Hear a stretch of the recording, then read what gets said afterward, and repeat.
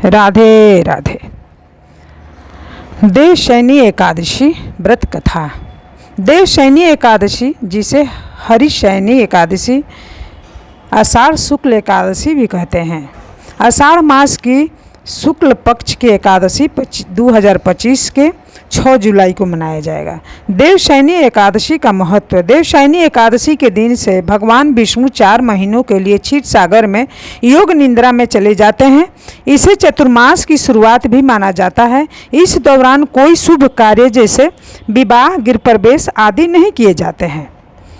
पौराणिक मान्यता के अनुसार इस दिन जो व्यक्ति उपवास रखता है और भगवान विष्णु की पूजा करता है, उसे 100 योगों को फल प्राप्त होता है और वह मोक्ष को प्राप्त करता है। प्रातः काल स्नान कर व्रत का संकल्प ले। भगवान विष्णु की प्रतिमा को गंगाजल से शुद्ध करें। पीले वस्त्र अर्पित करें। तुलसी दल और पीले फूल चढ़ावें। विष्णु सहस्त्र नाम ओम नमः भगवते वासुदेव मंत्र का जाप करें। व्रत रख रात्रि में भगवान विष्णु की कथा सुने। अगले दिन द्वादशी को व्रत का पारण करें। देवशयनी एकादशी व्रत कथा संक्षेप में। एक समय युधिष्ठिर ने भगवान श्री कृष्ण से पूछा कि आषाढ़ शुक्ल पक्ष की एकादशी का क्या नाम है और इसका क्या फल है। तब श्री कृष्ण ने कहा, यह परा एकादशी है। इसका पालन करने से व्यक्ति को समस्त पापों से मुक्ति मिलती है। भगवान विष्णु इस दिन क्षीर सागर में शेषनाग की शैया पर योग निद्रा में चले जाते हैं और कार्तिक मास शुक्ल एकादशी प्रबोधनी एकादशी को जागते हैं। इस व्रत को करने वाले को व्रत, जप, दान, पुण्य के साथ मोक्ष की प्राप्त होता है। देवताओं, ऋषियों और पितरों ने भी इस व्रत की महिमा का गुणगान किया है। देवशयनी एकादशी के व्रत कथा।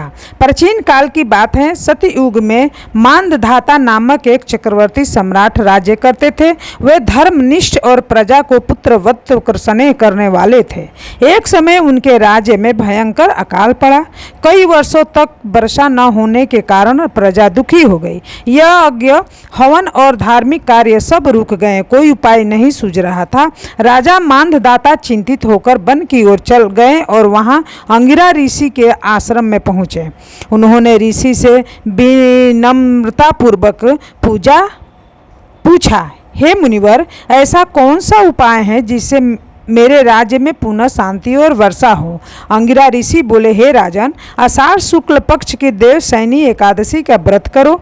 यह व्रत भगवान विष्णु को अत्यंत प्रिय है। इस व्रत उपवास रखकर रात में जागरण करके और श्री हरि का पूजन करने से राज्य में सुख शांति लौट आएगी। राजा मांधाता ने विधि पूर्वक व्रत किया। उसी वर्ष आषाढ़ शुक्ल एकादशी के दिन उन्होंने प्रजा सहित व्रत और जागरण किया। भगवान विष्णु प्रसन्न हुए और उसी दिन वर्षा आरंभ हुई। प्रजा फिर से सुखी हो गए। देवशयनी एकादशी न केवल आत्मिक शुद्धि और मोक्ष की राह दिखाती है, बल्कि धर्म और प्रकृति के संतुलन का प्रतीक भी है। इस दिन भगवान विष्णु योग निद्रा में चले जाते हैं और संसार की बागडोर भूतनाथ भोलेनाथ को सौंप देते हैं। यह 4 महीनों तक चलता है। इसे चतुर्मास कहा जाता है। सब भक्त लोगों को राधे राधे।